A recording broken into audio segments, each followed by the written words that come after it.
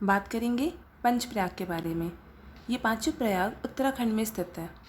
प्रयाग का अर्थ होता है संगम, दो नदियों का संगम, जहाँ पे नदियाँ मिल रही है, दो या दो से अधिक भी हो सकती है, बट इसका प्रॉपर मीनिंग चाहेंगे तो संगम है, कन्फ्लुएंस।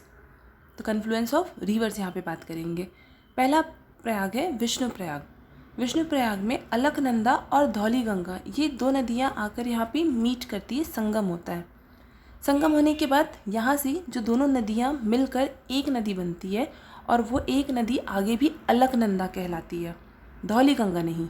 ऐसा इसलिए क्योंकि ज्योग्राफी में दो रूल्स हैं जो फॉलो किए जाते हैं मेनली।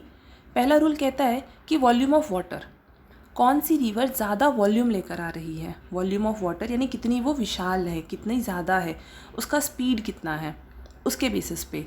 तो यहाँ पे कंपेयर करेंगे तो धौली गंगा उससे छोटी है, किससे, अलकनंदा से। इसलिए विष्णु प्रयाग से आगे भी कौन बह रही है, अलकनंदा बह रही है।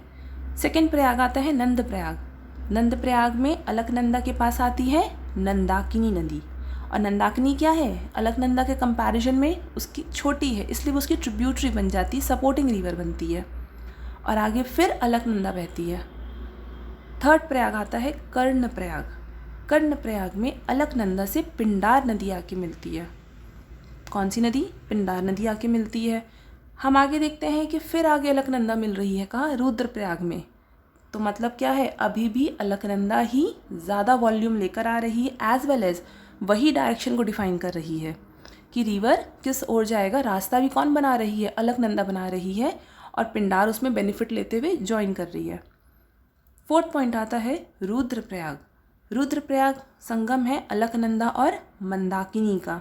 मंदाकिनी आती है केदारनाथ से, तो रुद्र कौन है, शिव। तो जो केदारनाथ से मंदाकिनी आती है, अलकनंदा से भेंट करती है और बनाती है रुद्रप्रयाग।